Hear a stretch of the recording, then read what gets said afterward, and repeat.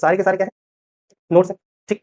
No note is euro, ठीक है भाई। सम यूरो इज, दिनार को डीआई कर दिया हमने क्योंकि यहाँ पे डॉलर भी दिख रहा है मुझे, एंड ऑल दिनार आर डॉलर, और जितने भी दिनार है वो सबका सब क्या है, सबका सब क्या है, डॉलर है ना। ये हमने अकॉर्डिंग टू स्टेटमेंट यहाँ पर एक डायग्राम बना लिया, ठीक है भाई। सम डॉलर और नोट, डॉलर कहाँ है, डॉलर यहाँ है, नोट यहाँ पर। डॉलर और नोट के बीच में आपको कोई भी सम का रिलेशन दिखाई दे रहा है, कितना डिस्टेंस दिख रहा है, कोई भी सम का रिलेशन, मतलब सब क्या है, डॉटफुल है, सब क्या है, डॉटफुल है ना। तो हमें सिर्फ फॉलोज वाला लेना है, इसलिए हम लोग यहाँ पर चलेंगे। तो ये क्या है, डॉटफुल, डी लिख दिया मैंने, डॉटफुल।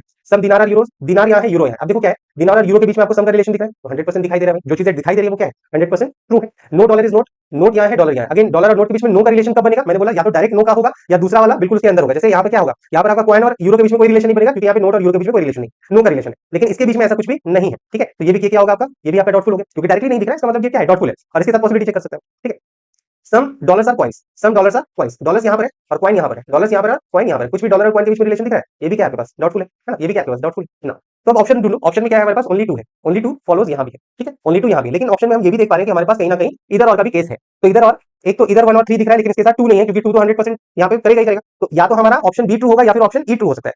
तो ऑप्शन ई में क्या है, हमारे पास 2 फॉलो बता रहा है लेकिन उसके साथ इधर 1 और 3 भी है। तो 1 और 3 में देखो, 1 और 3 में यहाँ पे क्या है, यहाँ पे क्या है, डॉलर और नोट, और यहाँ पे भी क्या है, डॉलर और नोट, मतलब सेम एलिमेंट हो गया। 1 और 3 में क्या हो गया, डॉलर और नोट, यहाँ भी क्या है, डॉलर और नोट। पहला कंडीशन क्या हो गया, सेम एलिमेंट। दूसरा कंडीशन क्या हो गया, ये आपका पॉजिटिव और ये आपका क्या हो गया, नेगेटिव। दूसरा कंडीशन भी हो गया। दोनों का दोनों क्या है, डाउटफुल, क्योंकि डायरेक्टली हमें रिलेशन से वहां पर नहीं दिखाई दे रहा है, मतलब तीनों कंडीशन हो गया। और चौथा कंडीशन क्या हो गया, सम के साथ नो, मतलब कॉम्प्लीमेंट्री पेयर क्या है, सम के साथ नो या फिर सम नॉट के साथ ऑल। तो चारों कंडीशन फॉलो कर रहा है। इसका मतलब यहाँ पे क्या हो गया, 1 और 3 के बीच में इधर और का केस बनेगा। 2 तो फॉलो करेगा ही करेगा, इसके साथ या तो 1 आएगा या तो 3 आएगा, ठीक है। तो यहाँ पर हमारा ऑप्शन कौन सा हो जाएगा, ऑप्शन नंबर ई, इधर 1 और 3 एंड